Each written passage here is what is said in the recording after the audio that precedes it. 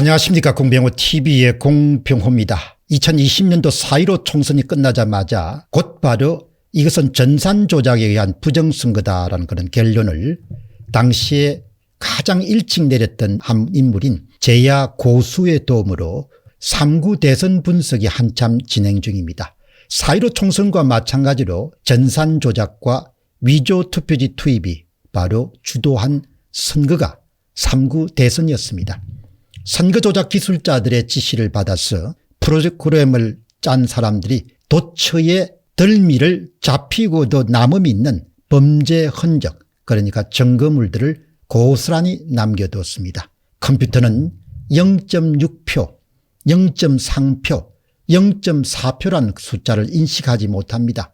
반올림을 해서 냉큼 한 표를 그냥 더 가지거나 아니면 반올림을 하지 못해서 그냥 한 표를 읽거나 그 결과 어떤 형식으로든 간에 이것을 프로그램상으로서 처리하지 않고서는 안 되게 되어 있습니다.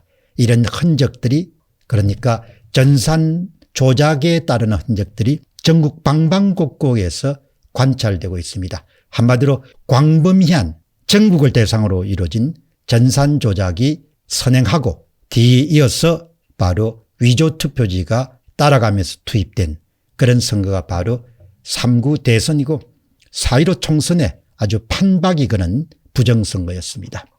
이미 공병호TV는 설문조사를 통해서 1만 9천여 명의 시민들 가운데 97%가 송영길, 우상호, 윤호중 등 민주당 수뇌부가 3구 대선에서 자당에 속한 선거기술자들이 무슨 일을 기획하고 실행에 옮겼는지를 알고 있다, 이렇게 답했습니다.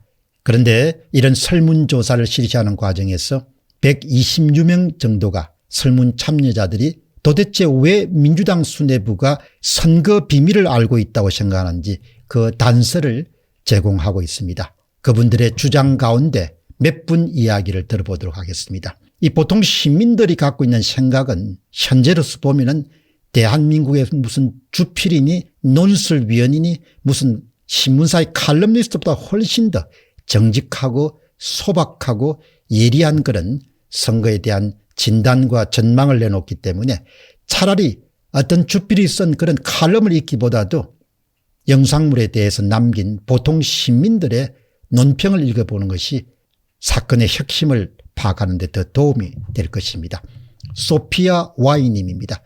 3구 대선 출구조사할 때 패배했는데도 박수를 치고 좋아했던 민주당원들이라면 저는 승리할 수 있다는 사실을 그들이 이미 알고 있다고 봅니다. 여러분, 근소한 차이라도 패배했는데 박수치고 좋아하는 것을 보셨죠? 김조희님입니다. 3구 대선 출구조사 때 좋아하는 정도가 아니었습니다. 송영길 당대표는 환호의 감격의 눈물까지 흘렸습니다.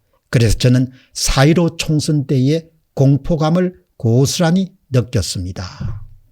김조희님은 우리의 조작이 맞아떨어지게 되었구나, 이렇게 아마 해석을 했던 것 같습니다. 눈물 흘리는 송영길 전 당대표를 보면서 다음은 크루이지어 욤님입니다. 민주당 국회의원들 모두 다 알고 있었을 것입니다. 우리 같은 민간인들도 다 알고 있는 내용에 선거관리위원회가 조작을 하려고 준비하고 있는데 그것을 모르는 것은 말이 안 됩니다. 35분이 찬성하고 단 한 분도 반대가 없습니다. 이재호님입니다. 저들은 모두가 공유하고 있다고 봅니다. 한 번씩 말실수를 뱉는 진실, 그것이 실체라고 생각합니다. 윤석열 대통령은 좋은 대통령으로 남는다면 저들의 야성에 찢어질 것입니다. 임기 내내 부정선거의 근거를 가지고 저들의 본성을 까발리고 관련자들 모두를 처벌하지 않는다면 역공격으로 힘든 시대가 만들어질 것입니다. 그것만이 보수가 살 길이고 이 나라를 지키는 것이라고 봅니다. 아주 예리한 논평입니다. 대한민국에서 좌파와 좌익들의 도덕적 근거를 허무는 유일한 방법은 그들이 지난 5년 동안 공직선거에서 어떤 짐승보다 못한 짓을 해왔는 것을 그냥 낱낱이 수사를 통해서 밝히는 것입니다. 그 일을 윤석열 대통령 당선인이 시도하지 않으면 아마 대단히 어려운 상황에 놓일 것으로 봅니다. 그러나 그런 일을 시도하지 못하도록 주변에서 인해 장벽을 만들어서 올바르지 않은 방향으로 끌고 가려고 하는 그런 부류의 인간들이 우글우글 덕실덕실 넘실넘실 그런 상황입니다. 다음은 비지하니 비님입니다. 4.15 총선에 승리를 하였다는 출구조사가 나왔음에도 더불어민주당은 경직된 모습을 보여서 아주 어색한 모습을 카메라에 들키고 말았습니다. 3구 대선의 출구조사가 나왔을 때는 4.15 총선 때와 그 아마추어 같았던 미숙함을 의식했던지 전부 다 과잉 환호성을 올리면서 환호작약하는 척 연기를 했습니다. 이번에는 너무 과도하게 팔을 흔들어서 마치 북한 평양 김일성 광장에 늘어서서 조화를 흔들면서 일률적으로 각을 잡아서 행동하는 평양 주민을 연상시킬 정도였습니다. 더불어민주당이 통일된 행동을 하는 것은 다 알고 있으니까 나오는 것일 겁니다. 아무리 단체 연기라고 해도 부자연스러움을 숨길 수가 없었습니다. 아무튼 지금 여러분들이 소개받는 것처럼 많은 분들이 비언어적 표현, 그러니까 4.15 총선 당시의 출구조사와 3구 대선 당시의 출구조사에서 어색함과 부자연스러움에 대해서 많은 그런 의구심을 갖고 있다, 이런 부분을 우리가 주목해 볼 필요가 있겠습니다. 고길동님입니다. 저는 재검표를 주장하지 않는 것이 아무래도 수상합니다. 정말 수상하죠. 25만 표가 되면은 초접전이기 때문에 반드시 재검표를 요구했어야 되는 겁니다. 그럼 재검표를 왜 요구하지 않느냐? 투표함을 까게 되면은 발표한 선거 데이터하고 투표함이 같을 수가 없고, 투표함 속에 4.15 총선 때와 마찬가지로 이상한 것들이 많이 드러날 가능성이 높기 때문이죠. 그래서 그냥 입을 다무는 것이 아니겠느냐, 저는 그렇게 추측합니다. 다음은 김경호 시민입니다. 민주당 수뇌부뿐만 아니라 문재인 대통령이나 이재명 후보도 어느 정도는 다 알고 있었을 것입니다. 무려 47명이 찬성하고 단 한 분도 반대가 없습니다. 이 주장에 대해서 바디님은 이미 개표 방송 때 그들은 상당히 들떠 있었습니다. 한편 북폭통일님은 유시민도 다 아는 일을 민주당 수뇌부가 어떻게 모를 수 있겠습니까? 짱님은 민주당 수뇌부가 몰랐다는 것이 말이 안 됩니다. 그리고 이건영 씨와 선거관리위원회가 스스로 했다는 것도 있을 수 없는 일입니다. 박성님은 수뇌부가 모른다고요?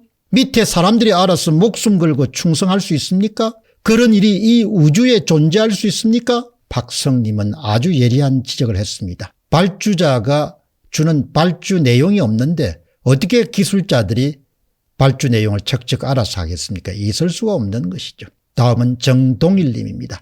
우상호 의원의 표정에 여유가 있었습니다. 박빙이라면서도 초조해하는 기색이 전혀 없었습니다. 데이비드님입니다. 저쪽에 인연을 갖고 있는 사람들은 거의 다 알았을 것입니다.